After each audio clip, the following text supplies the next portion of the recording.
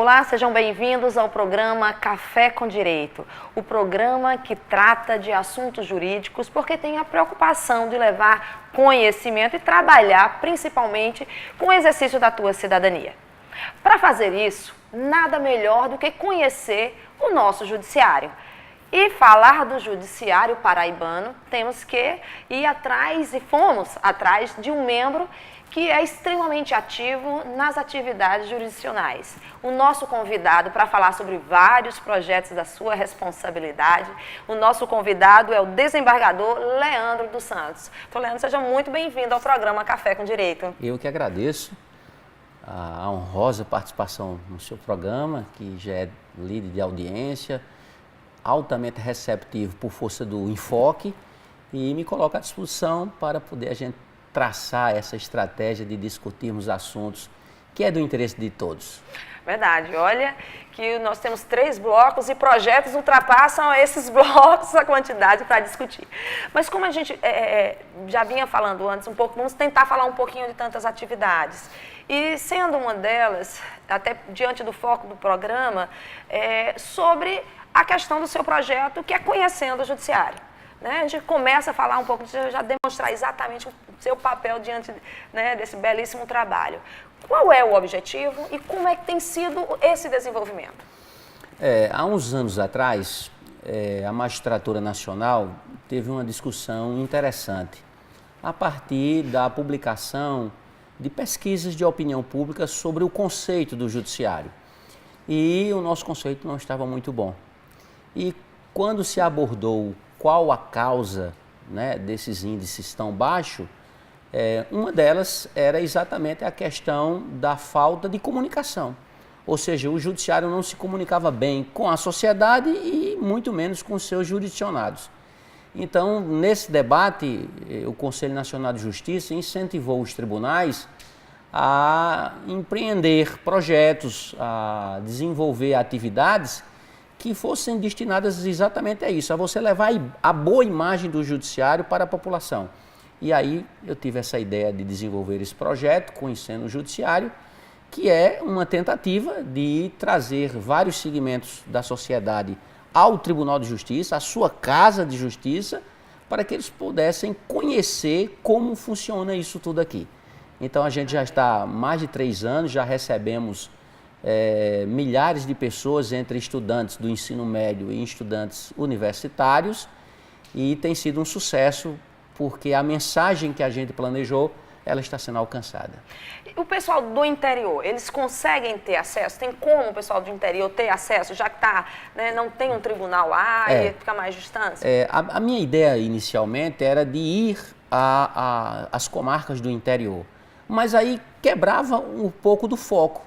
Porque lá eu chegava sozinho, num ambiente que não era a da Casa da Justiça, muitas vezes, e aquela pessoa estava no seu meio e não saía para despertar o conhecimento de algo novo. Então eu vi que não funcionava bem. Então a gente está fazendo tudo, incentivando os municípios, porque os municípios hoje todos têm ônibus escolares, para poderem virem fazer essa visita ao Tribunal de Justiça, porque aqui sim eles vão dimensionar as nossas atividades, os órgãos jurisdicionais, eles vão visitar todos esses espaços exatamente para compreender a boa prática que é feita pelo judiciário, o grande projeto do judiciário que é exatamente a defesa da cidadania. Tá de parabéns. Uma das questões também, aí eu vou falar um pouquinho aqui na questão da imprensa, é que muitas vezes também essa questão dessa distância entre o judiciário e o tutelado da justiça, como você fala, conhecimento, é a própria disposição do magistrado, que é conhecedor do direito ou muitas vezes do próprio caso em si, falar. Né? Eu digo isso porque as boas notícias, as boas práticas, elas não têm um espaço que deveriam ter em mídias nacional. Então, assim, Por isso eu agradeço a sua participação, justamente para falar sobre esse lado do trabalho desenvolvido pelo tribunal, que não é só esse, tem vários outros projetos com esse viés mesmo, né, para poder mostrar o lado que funciona, o lado que o jurisdicionado tem que quebrar em relação à proximidade e até o incentivo à própria carreira. Exatamente. E outra coisa interessante, quando se fala no judiciário, há sempre a utilização de um sentido pejorativo. Justiça, é a justiça. E aí, no sentido justiça, você inclui polícia, Ministério Público, Tribunal de Contas. Então, você faz uma salada, mistura as atividades, né? E isso causa esse problema. Né? Eu já perguntei a um aluno, só para dar um exemplo, você acredita na justiça? E um jovem de 14 anos, ele disse, não. Mas por quê? O que foi que levou você a ter esse conceito da justiça? Não, porque o delegado levou meu pai e queria dar no meu pai, queria prender meu pai de forma abusiva. Olha aí. Então a atividade policial é confundida como se fosse algo da justiça, desse conceito de justiça. Então eu vou explicar, né, exatamente que não se pode confundir, que o judiciário é um poder independente, autônomo. A polícia está ligada ao setor de segurança pública, que é do executivo, né? E o Ministério Público é uma instituição também independente, o delegado. Então você vai dar essa visão correta para que as pessoas não possam confundir tanto esse conceito generalizado de justiça. É fantástico, até porque as instituições elas têm que ser preservadas de quem está gerindo. É algo bem interessante, que aí a gente já adentra ao outro trabalho qual o senhor é gestor, que é a questão da meta 4, né, da improbidade, dos atos de improbidade administrativa, que você vê hoje a nível nacional o Supremo, o STF sendo bombardeado muitas vezes, supostamente por quererem influenciar os políticos, querendo influenciar em relação à própria Lava Jato. E olha como, cada dia mais, ele se coloca mais independente, né, em relação a tudo isso e principalmente a esses atos de improbidade, algumas corrupções. Como você agora está conseguindo, a população, de uma forma geral, já desmembrar esses poderes. Né? Porque o que aconteceu, o que tem e vai acontecer é o poder do próprio judiciário em questões de judicialização. E aí eu pergunto, nessa questão dessa gestão, né, de algo que é extremamente importante e principalmente pelo sucesso que tem sido a conquista dessa meta, quais são as expectativas para essa meta agora de 2016? Eu digo, a sua pergunta é extremamente interessante, né? Ela nos permite esclarecer algo que é claríssimo ou está claríssimo. O judiciário hoje é protagonista. O judiciário andou um pouco acanhado, um pouco sumido, a Polícia Federal deu um grande avanço por força da sua atividade, o Ministério Público Estadual e Federal também deu um passo muito grande em termos de conceito perante a sociedade, de seu trabalho ser reconhecido, e o Judiciário ficava ali um pouquinho acanhado, sem ter como se fosse um espaço para se mostrar. Não por questão de ego, por questão de querer ser melhor do que ninguém, não, mas para ocupar um espaço que já é dele, por força da sua própria atividade. E aí vem a Lava Jato que, né, conduz o judiciário a esse protagonismo. O juiz Sérgio Moro, hoje, ele é uma figura internacional, é uma pessoa que não deixa nem margem para comentar o trabalho que ele desenvolve. O Supremo pressionado, né, pela opinião pública, mas está conseguindo manter as instituições, né, seguindo, funcionando. A gente tem que reconhecer isso, né? Sempre há a crítica de que um ministro foi nomeado por um presidente, o outro ministro foi nomeado. Todo mundo inseguro em relação a isso. Mas isso é inevitável, né? Isso acontece em todos os tribunais. Em todos os tribunais nós temos a participação do quinto constitucional, como se chama, onde a nomeação vem do executivo. Então o Supremo não poderia, num momento tão importante, tão relevante para o país, passar a margem dessa discussão. Mas ele vem cumprindo bem o seu papel, ele vem mantendo a funcionalidade dos demais órgãos, das demais instituições. Em relação à Lava Jato, a gente vê que as decisões do juiz Sérgio Moro, elas permanecem praticamente inalteradas, mostrando exatamente essa visão do Supremo Tribunal Federal em relação ao que imagina o papel do próprio judiciário em termos do que a sociedade espera. Então, a gente fica feliz e aí, em cada estado, em cada tribunal, a gente tem que ter a sua coparticipação. E a Meta 4 permite que cada tribunal tenha a sua lava-jato. Isso né? mesmo, verdade. Não uma lava-jato tupiniquim, mas uma lava-jato dimensionada aos seus problemas locais.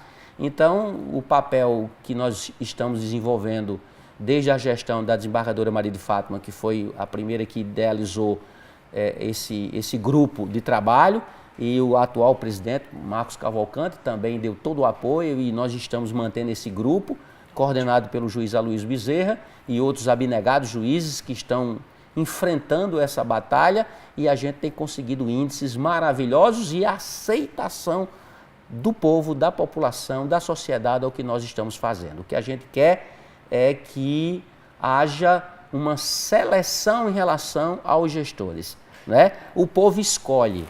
O povo brasileiro, infelizmente, ainda não tem uma habilidade, uma conscientização para escolher o melhor. Muitas influências giram em torno do processo eleitoral, mas aí vem o judiciário, porque a polícia investigou, porque o Ministério Público denunciou, e cabe a nós exatamente a instrução e a decisão mais equânime, mais justa para o caso concreto. E por isso a gente atingiu mais de 100%, 111% do índice exigido pelo Conselho Nacional de Justiça, ficando na 6ª posição nacional, a 2ª do Nordeste. Cumprimos e estamos cumprindo a nossa missão. Mas não é só isso não. As consequências dessas decisões, elas são bem mais amplas, mas isso a gente vai discutir no próximo bloco, porque você não faz ideia, na realidade, quando se tira essas figuras de cena política, que é o que acontece depois do julgamento de primeira e segunda instância. Pois não saia daí que a gente retorna com mais conhecimento e aí a gente vai adentrar mais um pouquinho sobre esse tema. Café com Direito, informação e cidadania para você, já já de volta.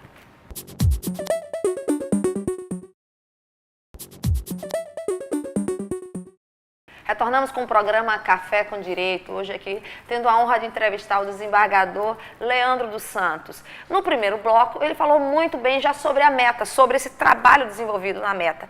E eu tinha falado antes de um resultado indireto ou direto, que é exatamente com essas sentenças e aí com essas confirmações, também tirar esses políticos de cena. Primeiro grau, que é a meta, ela também está envolvida a resolução já em segundo grau? A Meta 4, ela envolve o julgamento dos crimes que versam sobre a lei de improbidade administrativa e também os crimes contra a administração da justiça. Então, são os delitos da própria lei 8429 de 92 e os crimes do Código Penal. Então, são dois focos, embora que o grande volume dos processos, 99%, são processos relacionados à improbidade administrativa. E o segundo grau é dentro dessa cadeia da jurisdição. Significa dizer que a meta estará cumprida quando nós julgarmos. Mas aí os efeitos dessa decisão vão depender da confirmação em segundo grau, para efeito, inclusive, de inelegibilidade, que é o aspecto mais relevante que se busca quando você reconhece que o gestor ele não agiu com probidade. Então, a gente tem que ter o desencadeamento da condenação, até porque se o tribunal não confirmar, a condenação ela perde a eficácia e aí o gestor vai retomar a sua atividade sem nenhum problema em relação ao seu futuro político. Então, os juízes julgam, né, dentro desse grupo de trabalho, os processos que estão na primeira instância. Os condenados têm direito a recurso, os absolvidos, o Ministério Público também tem direito a recurso nas ações de improbidade, e aí fica tudo dependendo da decisão de segundo grau. Confirmada a decisão condenatória, aí vem os efeitos da chamada lei da ficha limpa, que é o mais importante, que é exatamente a exclusão desse mau gestor do âmbito da gestão, para que a gente não tenha mais preocupação com aquele. Vamos ter preocupação com outros, porque parece que não se esgota. Mas aí o efeito pedagógico em relação a ter processos julgados, né, condenados e resolvidos, o efeito ele é devastador também para aquele que já tem uma índolezinha a fazer algo escuso, já sabe que vai ser mais difícil porque a justiça está sendo efetivada. Exatamente. Essa sensação é a sensação da efetividade. E aí vem uma questão importantíssima, que é a publicidade. Você vê que nós divulgamos lotes a cada mais ou menos 40 dias, com a listagem de todos os gestores que foram absolvidos e também aqueles que foram condenados. E isso divulgado da forma mais ampla possível, por todos os meios de comunicação. Perfeito. E isso chega lá ao eleitor, né? O eleitor não vai poder dizer que não sabia, porque isso está lá, está publicado, republicado, né? Nós estamos levando, por exemplo, nós vamos ter a eleição municipal esse ano. Então, as listagens estão aí. A imprensa noticiou isso de forma mais ampla possível, como eu já disse, e aí você tem conhecimento se o seu gestor já foi condenado ou não. Se ele tem situação de devolver dinheiro público, se ele está em situação de inelegibilidade, pelo menos até a confirmação. O concorrente vai explorar o adversário vai explorar isso, que é muito bom também. Isso é um interesse público. Concordo. Né? Então, por isso que a gente tem todo esse cuidado nesse trabalho, para não deixar margem de dúvidas sobre como nós estamos sendo criteriosos. O processo de improbidade administrativa, por si só, é um processo complexo, porque tem uma tecnicidade. Você geralmente baseia-se num acórdão do Tribunal de Contas. O acórdão do Tribunal de Contas é muito técnico. Você sempre tem uma defesa exaustiva do gestor acusado. Então, eles têm todos os mecanismos de defesa para tentar desqualificar a acusação. E aí vem um juiz que tem que ter um conhecimento muito técnico da lei, da legislação, a pesquisa sobre essa questão do erário, sobre o dolo genérico, o dolo específico, a lesão, né, a ponderação da penalidade com base em princípios de razoabilidade, de racionalidade. Então é uma decisão muito técnica, por isso que não pode ser feita assim também, de improviso. Claro. Né? Agora eu vou fazer uma pergunta bem questionadora. Do mesmo jeito que o nosso Supremo estava correndo o risco de interferência política, como é essa questão aqui dessa pressão política dentro do nosso estado da Paraíba, na questão do legislativo, né, na questão do executivo, em relação a vocês que estão num trabalho tão aguerrido que é diretamente em cima desses políticos ou desses gestores? Pelo menos eu, durante o tempo que eu coordeno a Meta 4, eu nunca recebi pressão. O desembargador Dr. Aloysio Bezerra, que é o nosso eterno desembargador, ele também nos revela a liberdade, a autonomia desse grupo para o trabalho. E jamais houve pressão política de qualquer natureza. Nós temos a pressão jurídica, que é normal. É o direito de defesa, amplo de direito de defesa. Os advogados estão lá peticionando, estão recorrendo, estão querendo fazer valer o seu pensamento, né, jurídico, o seu convencimento, mas isso faz parte do sistema jurídico, faz parte do devido processo legal. Mas essa questão de ter pedidos políticos para inocentar ou para acusar, essa interferência indevida no judiciário, graças a Deus, nós não temos e nós estamos vacinados contra isso. Isso é bom, né?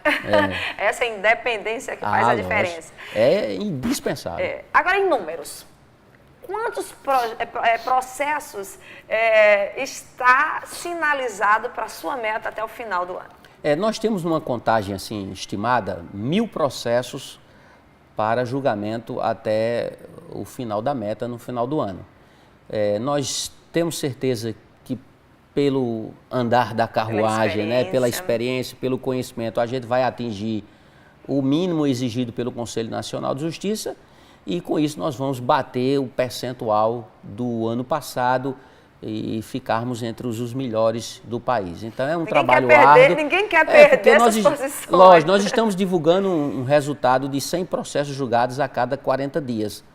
Então vamos imaginar que a cada 2 meses 100 processos. Então isso já não vai dar mais ou menos 700 a 800 processos julgados. Se nós temos um universo mais ou menos de 1000, então praticamente a gente ultrapassa os 75% da meta, que é exigida pelo Conselho Nacional de Justiça, e atingindo mais de 75%, a gente vai para perto, próximo, menos ou mais do índice do ano passado, que foi exatamente 111%. É manter uma ascensão em relação aos grandes resultados. Lógico, e o pessoal está bem treinado, está bem consciente, né? Já sabendo os percursos, os caminhos, os trilhos, para poder dar agilidade a esses processos. E também exigir, né, o Tribunal, graças a Deus, da Paraíba, o Tribunal de Justiça da Paraíba tem se destacado como um dos mais céleres do país, em segundo grau. Nós demoramos no máximo 3, 4 meses para julgar um processo em segundo grau, e isso significa exatamente dar essa celeridade que esses processos pedem e a sociedade exige. O senhor falou muito bem sobre um ponto importante que chama-se publicidade. Né? Até uma questão que tem que ser dar publicidade aos atos, mas quanto mais público as coisas positivas, melhor para a cultura do nosso povo e principalmente para confiar no próprio judiciário. Né? A gente tem mania de assim, por vaidade, para não parecer que eu estou querendo me gabar, né? Eu não vou estar divulgando os bons resultados. Muito pelo contrário, é a forma de incentivar outros projetos, incentivar os colegas, que é o caso que o Moro, né, tem feito. É uma forma de exemplo do que dá certo, para você poder cada vez mais galgar por isso aí. E não poderia ser diferente. Vamos imaginar, hipoteticamente, nós julgando processos que são eminentemente de interesse público e fizéssemos isso de forma sigilosa, sem divulgar o que está sendo feito, sem divulgar o balanço das sentenças, não é? Resultado nenhum poderia aparecer. Então isso é um contrassenso, é uma incompatibilidade absoluta em relação ao que o povo quer. Ora, a ideia das eleições é da representatividade, você escolher os seus representantes. E aí você precisa saber como estão os seus representantes diante da justiça. Claro. Não é? Então você saber, será que ele foi condenado? Será que ele foi denunciado pelo Ministério Público? Será que ele foi preso? Será que ele foi, está respondendo a uma ação civil pública? Será que está respondendo a algum crime relacionado à sua administração? Então isso tem que ser dado a maior publicidade possível, porque isso é algo que interessa ao público. Esse patrimônio todo é do público, não é privado. Então, por isso que a gente tem que dar essa publicidade. É uma mídia institucional. Lógico, que tem que ser explorada assim, para chegar ao tutelado mais simples possível. Exatamente. Do nosso Estado. Olha, eu vou explorar agora já outros temas, mas no próximo bloco vocês vão conhecer um pouquinho sobre o PJE e também sobre outras coisinhas mais que o nosso novo Código de Processo Civil tem exigido para melhorar a tutela do judiciário aqui também da Paraíba. Já já a gente retorna com o programa Café com Direito.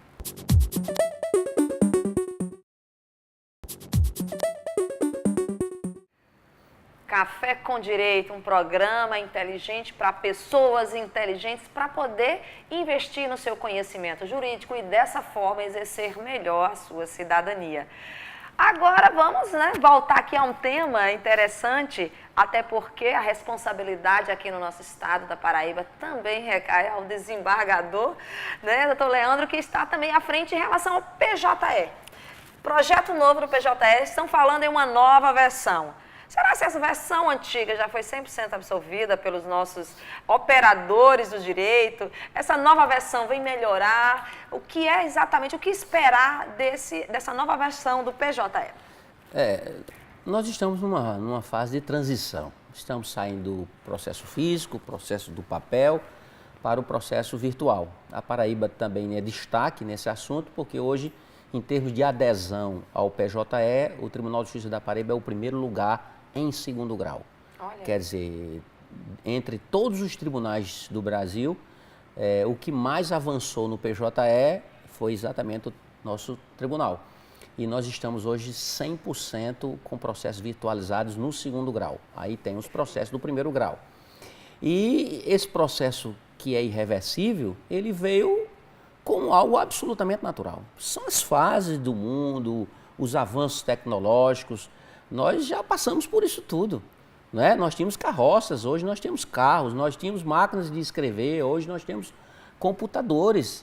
Então nós estamos sempre nessa transição e não seria mais lógico a gente continuar com esses processos físicos, gastando muito papel, não contribuindo com o meio ambiente. Então o Conselho Nacional de Justiça instou todos os tribunais para o desenvolvimento desse projeto. Isso já vem há alguns anos e com os problemas que toda mudança traz, mas estamos já preparando para o próximo ano, eu acredito, né? Não sei se vai dar tempo ainda para esse ano.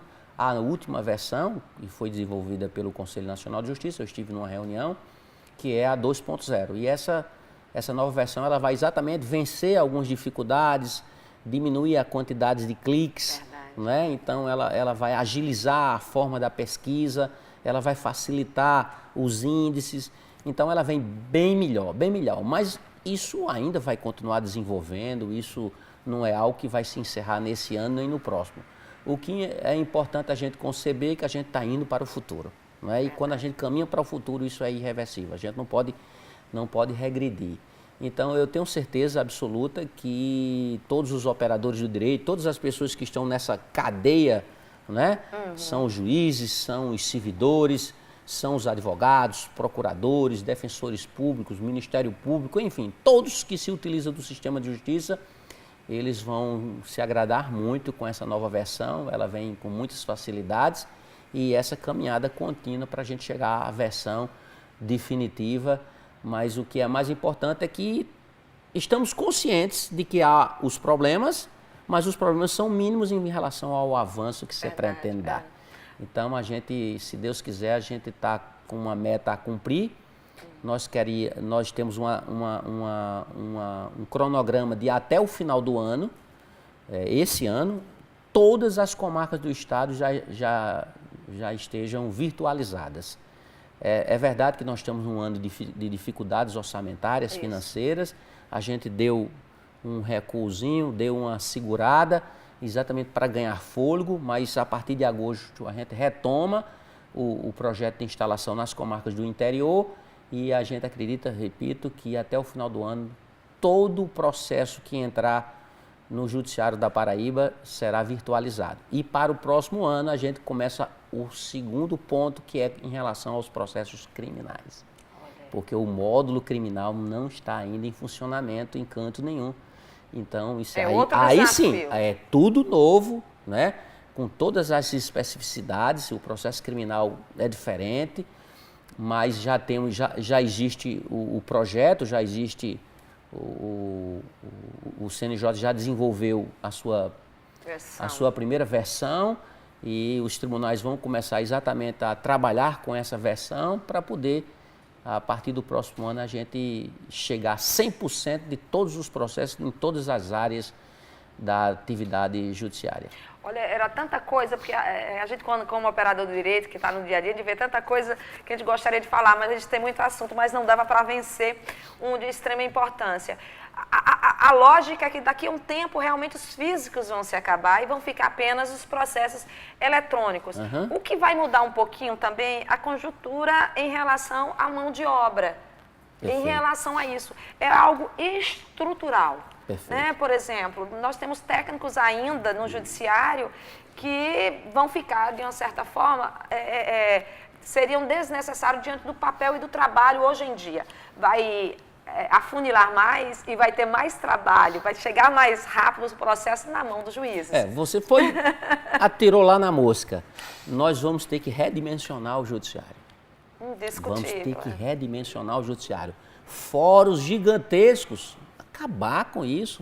O servidor vai trabalhar em casa, cumprindo uma meta, você tem uma meta a cumprir, o servidor vai ter que movimentar X processos, e ele faz isso em casa, não tem mais essa necessidade de a gente ter fóruns gastando milhões e milhões para construir fóruns. Hoje o advogado já pode participar de uma sessão no tribunal por videoconferência, não precisa ele estar indo lá para o local da sessão, ele faz isso em casa, sentado na sala, onde ele quiser. Então nós temos que dimensionar ou redimensionar a estrutura física do Poder Judiciário, dos fóruns que a gente sempre construiu, e também redimensionar a questão de pessoal. Nós temos que investir agora nos concursos em pessoas com qualificação na área de informática, né? O analista judiciário, quer dizer, aquele que tem um conhecimento jurídico também tem que ter um grande conhecimento de informática, de sistema, de movimentação processual. Então, tudo isso tem que ser redimensionado. E algumas categorias funcionais, essas tendem a desaparecer. Verdade. Né? Tendem a Como desaparecer. Várias outras Lógico, áreas, né? Que nós temos conhecimento humano. A gente tem conhecimento isso, a automação, por exemplo, das instituições bancárias, mudou o cenário. A gente vê isso muito em vários países em relação a postos de combustível, uma certa mão de obra desapareceu. Então, o judiciário também vai ter que se adaptar a esse novo momento. E vamos ter que agora focar no que é humano. Por exemplo, as audiências. E aí eu vou puxar já para o nosso tema, que são os núcleos, que agora vão ser obrigadas, que são as audiências prévias, né? Audiência de conciliação, aí vem conciliadores, vem árbitros, né? Nessa área toda. Esse é o outro lado da moeda. Exatamente. Vamos ter, e outro tipo também de treinamento diferenciado. Redimensiona de um lado e vai ter que redimensionar. Porque hoje a chamada política nacional de autocomposição vai ter que dar uma reviravolta no Poder Judiciário. Né? Essa cultura da litigiosidade, você aprender nas universidades apenas a litigar, a discutir, peticionar, como se fosse uma guerra. Contestação, é uma verdadeira guerra, é estratégias, né? Quem tem um bom direito quer acelerar o processo, quem não tem um bom direito quer dar uma segurada no processo, então a gente agora vem com a cultura da autocomposição, essa questão que vai atingir tanto os processos já existentes, como atuar na fase pré-processual, ou seja, evitar que o litígio surja, que apareça, evitar o processo, para exatamente diminuir esse acervo. A Paraíba hoje talvez tenha 800 mil ações. O Brasil já ultrapassou 100 milhões de ações.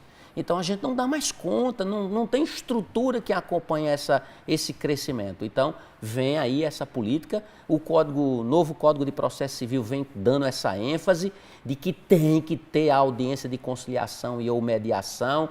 O juiz, hoje, não pode realizar essa audiência tem que ser exatamente pelos centros de conciliação e mediação e cidadania. Um treinamento específico, lógico, profissionais habilitados, o juiz não tem conhecimento de mediador, não é? Isso é algo muito específico e o juiz não deve estar preocupado com isso, não é? E o juiz tem que ver fora do seu âmbito, fora do seu gabinete, da sua sala de audiência, ele tem que esperar que essas partes possam entrar numa composição e, se não for possível, é que ele vem e assume a instrução para dar a resposta do provimento jurisdicional. Então, a gente tem que ter uma nova visão agora da justiça. E o nosso Estado, nosso tribunal daqui, como é que ele está em relação a isso? As varas que nós temos aqui, os fóruns que nós temos, como é que eles estão? Nós estamos caminhando. Nós temos já o nosso núcleo, que é o NUPEMEC, que coordena todas as ações estaduais, eu sou o diretor desse núcleo. Nós criamos vários centros em todo o Estado, em convênio com universidades públicas, em convênio com universidades privadas, em convênios com associações comerciais, com o PROCON estadual, com o PROCON municipal, mas temos que avançar muito mais, porque o Conselho Nacional de Justiça tem a ideia de que em cada comarca deva existir um centro de conciliação e mediação. Então, isso é algo gigantesco. Se nós vamos diminuir naquele lado que a gente já falou, nós vamos agora ter que crescer muito nesse lado. Então, a gente vai ter que... Nós estamos praticamente com 2 anos de trabalho nessa área, né? Estamos avançando, mas há muito o que fazer. A mão de obra que tem que ser, como você falou, especializada. Houve uma alteração à resolução que regulamentava isso, que é uma emenda de março desse ano, que mudou toda a matéria, né? Os nossos conciliadores, mediadores foram treinados em cima de algumas disciplinas, e essas disciplinas mudaram para dar mais efetividade a esse trabalho. E a gente vai ter que retreinar, criar investir em pessoal mesmo. Muito. E aí os tribunais vão ter que gastar dinheiro nisso, com todas as dificuldades. O presidente, desembargador Marcos Cavalcante, está muito ciente dessa missão dele, e eu já converso com os futuros gestores, né, exatamente para a gente dimensionar o que a gente deve fazer agora.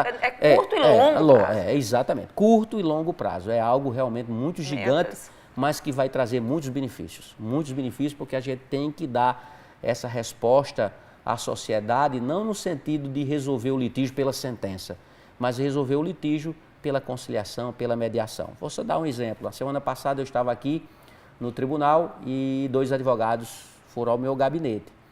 E eles foram perguntar se ia haver a audiência de conciliação daquele processo que estava aqui no núcleo de conciliação. Eu disse, olha, vai ter audiência, mas eu não vou fazer. Porque quem vai fazer é um conciliador do 2º grau que está lá para fazer esse ato processual. Ele disse, não, porque a gente quer agilizar, porque não vai ter realmente conciliação, para a gente não ficar aqui a manhã toda, perdendo muito tempo, etc e tal. E aí me deu vontade de fazer essa audiência depois que os advogados assim se manifestaram.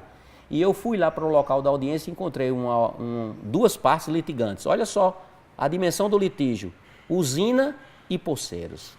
Um processo de 40 anos. E aí eu fiz a conciliação e o processo acabou. Olha, aí resolve, e é esse o objetivo. É esse o objetivo, saíram todo mundo satisfeito, comprometendo-se a cumprir o que está ali acordado. Fazer a divisão da área e depois fazer até um churrasco e juntar todo mundo no mesmo ambiente para brindar o fim daquele litígio. Aí sim o litígio finda. Verdade. Aí nós estamos resolvendo o litígio. Se fosse uma sentença, tinha uma parte satisfeita e a outra parte totalmente insatisfeita e esse litígio muito mais intensificado. Desembargador, olha, a gente teria muita coisa, o papo é extremamente agradável e eu sei que conteúdo teria demais para a gente discutir, até porque o nosso telespectador tem muito interesse em conhecer, mas infelizmente o nosso tempo passa que nem percebemos. Muito obrigada e está de parabéns, até porque eu, desde o início do programa, eu já alertei, é responsável por vários projetos, não é um só. Então, parabéns por essa disposição em assumir tanta responsabilidade, principalmente quem sabe que quem ganha é o jurisdicionado. Eu agradeço a você, ao programa, que nos permite um debate desse tão rico, tão interessante.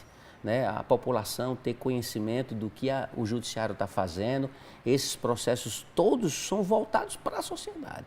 Nada é do interesse do juiz, do tribunal, tudo voltado para o público-alvo do judiciário, que é a sociedade, que são os jurisdicionados. Então, me coloco sempre à disposição para a gente discutir nesse nível, não é? Que é muito bom quando a gente tem uma entrevistadora que conduz a entrevista, tocando nos aspectos mais importantes do assunto em debate e a população sai ganhando com isso. Então, eu que agradeço essa oportunidade. Muito obrigada. E você assista o programa Café com Direito na próxima semana. A gente agradece o carinho e a atenção desse programa. Esperamos você na próxima.